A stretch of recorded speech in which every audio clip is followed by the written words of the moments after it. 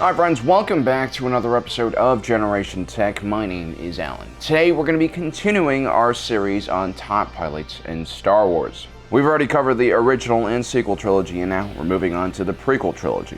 We'll be taking a look at each of the top pilots from this period in Star Wars history and ranking them based on 4 different categories: their pilot training, their natural skill, their tactical ability, and survivability. It takes more than just some instincts and force powers to be a good pilot. There are other factors to consider as well. Also, don't forget to join us down in the comments section below, where you can tell us your opinion about who you think the top pilots are.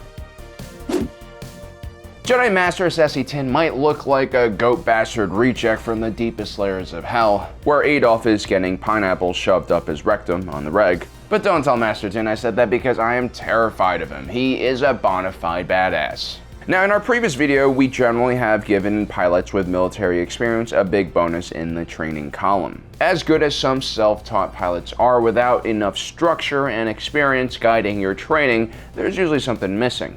The Jedi were not technically considered a part of the military until they started serving in the Clone Wars. But as we've mentioned in previous videos about the Order, Jedi would generally specialize in one role or another when they're pretty young.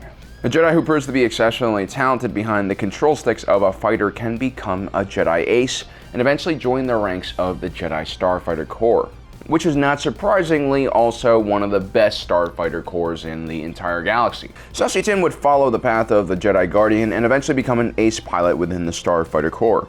Not only did he have the best training available in the galaxy, he also had access to some very advanced ships like the Delta 7 Ether Sprite. Also, a lot of the training focused on allowing a Jedi to utilize their special force abilities to the max during a combat mission. This means using the Force to predict incoming threats and dangers, and also using the Force to navigate through hyperspace, and even using the Force to do a battle meld so you can better coordinate with your wingmates. This is why we rate Jedi Master Sassy Tin's training at 9 out of 10. There's a reason why this period of time is called the Golden Age of the Jedi Order. Although they were kinda spiritually lost, the Order definitely was full of talent at this point. And Master Sassy Tin was considered one of the most naturally talented pilots in the Jedi Order, rivaled probably only by a few others on this list. Now, this could partly be because of Sassy Tin's natural affinity for telepathy. Most Jedi had precognition abilities. Sassy Tin's own powers went far beyond that, and oftentimes he could sense what enemy pilots were thinking or were about to do, giving him a clear edge. When Master Tin entered the battlefield in his fighter, he was pretty much an unstoppable force. He once took on 3 entire battleships with his prize Sharp Spiral fighter. By himself, he was able to destroy all 3 enemy ships' capability of fighting back without even suffering one shot to his own ship. And as Master Tin began separating himself from the rest of the Jedi in terms of piloting skills, he was also given new responsibilities like flight testing and modifying the Delta 7 Ether Sprite prototype for the Separatist crisis. The Jedi were right to trust Master Tin. We rate his natural piloting skills as 8 out of 10.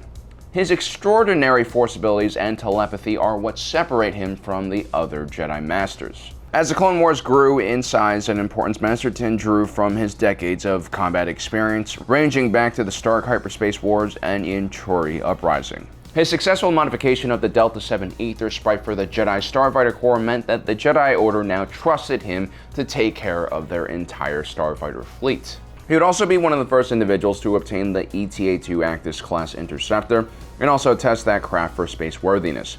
Master Tin was also especially talented when it came to battlefield meditation, and would oftentimes coordinate several Jedi fighters in unison. So as deadly as Master Tin was by himself, whenever he had wingmates that were also force sensitive and connected in a battle meld, well, he would just become a whirlwind of destruction. We give Master Tin a rating of 9 out of 10 when it comes to tactics. While Sassy Tin was an excellent pilot, mechanic, and Jedi, he was always quite aggressive and bold, which occasionally led him into unwinnable situations. This was a common problem for overly talented Jedi. On one occasion, Master Tin was way too aggressive with his flying, and he was forced to eject out of the Sharp Spiral from a very low altitude. He actually suffered some pretty bad injuries and even broke off one of his horns. But he quickly recovered from said injury and continued fighting very soon after. This is why we give Master Tin a rating of 7 out of 10 when it comes to survivability. The other name that comes to mind when I think Jedi and pilot is obvious: Plo Koon. Like Master Tin, Plo Koon was brought to the Jedi Order at a really young age. Immediately, Plo Koon's piloting ability stood out from the rest of his skills, which is why we gave him a rating of 8 out of 10 for training. Plo Koon had a really special personality. Being a Keldor Force user, he was actually involved in the Barando, an ancient Keldor Force sect. The Barando didn't believe in training their students in combat like the Jedi. Instead, their focus was finding inner peace and calm. This means that Plo Koon is one of the calmest and most collected pilots on our list. He was also a very quick and clean thinker who rarely hesitated when he was in the middle of the battle. He would often do crazy stunts like this one, where he shuts his engines off while flying in atmosphere just a few hundred feet above the ground. But even though he was clearly a very elite pilot, it was rumored that within the Jedi Order he was considered number 3. Which is why we rate Plo Koon at 8 out of 10 when it comes to natural piloting skills. From a tactical standpoint, Plo Koon not only has the moves to outsmart one single enemy fighter, he was also a commander. The Jedi Master usually rolled into battle with his wolf pack from the 104th Clone Battalion. As a unit, they were definitely very effective and watched each other's backs. Plo Koon was an effective leader and would oversee the introduction of the ARC-170 Starfighter into the JAR Starfighter Corps. We rate his tactical abilities at 7 out of 10. While Plo Koon's training and piloting abilities are up there with the best in the Jedi Order, he lacked the precognition abilities of Master Tin and also the reflexes of some of the more powerful Jedi. Plo Koon made up for this by being a pretty tough individual. Keldor could even survive exposure to vacuum because their bodies are covered in tough leather.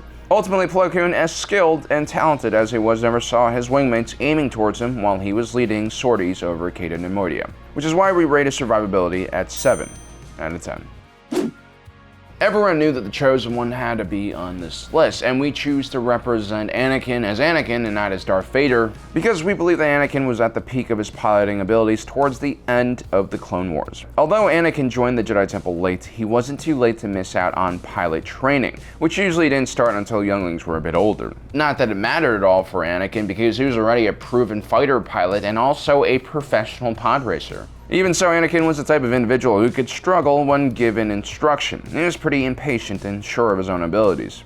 These types of people usually aren't the best learners. But still, Anakin was a slave and he appreciated every opportunity given to him in the same way that Rey did. He also did particularly well in subjects that he was interested in, and he was definitely interested in piloting starships, which is why we rate Anakin's training at around 8 out of 10. It's no coincidence that Anakin was not only the youngest human pod racer, but also the only human pod racer, and therefore the only human to win the Boot Naive Classic.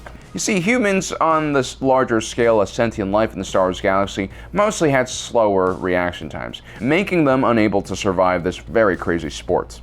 But Anakin, being conceived by the midichlorians, had a crazy amount of force power. It was almost out of control. Anakin's brilliant or accidental destruction of the Trade Federation droid control ship during the blockade of Naboo is another crazy example of his abilities as a pilot. And this was all done before he even hit puberty. By the time the Clone Wars started, Anakin was easily one of the best pilots in the war, and because of his skills, he was constantly being sent to the front line, where he continued to develop his skills. We rate Anakin Skywalker's natural piloting abilities as a perfect 10 out of 10. Constantly being sent into battle against the best the Separatist forces could offer taught Anakin more than a few tricks on how to outsmart the enemy. But the last year of the Clone Wars, Anakin clearly was a very crafty veteran pilot with a very keen tactical sense. And the clones who followed him into battle adored him, although sometimes Anakin's daring moves did get his less capable clones into a lot of trouble. Still, we rate Anakin's tactical abilities at 8 out of 10. The starfighters that the Jedi used during the Clone Wars were actually pretty fragile. The Delta 7 ETA Actis II traded armor and shields and sensors for speed, maneuverability, and Jedi senses. Yet Anakin was lucky enough to have R2-D2 as his astromech. As we mentioned before, R2-D2 is a very special droid who increases the survival chances for everyone aboard his ship. And so Anakin is not only one of the most prolific crashers, he's also one of the best at crash landing, and he usually survives, which is a really good skill to have. This is why we rate Anakin's survivability at 8 out of 10. So now that we've finished our third trilogy, let me know in the comments section below which of the pilots that we covered in the last 3 videos you think is the best. Also, don't forget to subscribe and hit that notification button so you don't miss out on the rest of our awesome content. And as usual, thanks for joining us. If you're watching this, you are Generation Tech.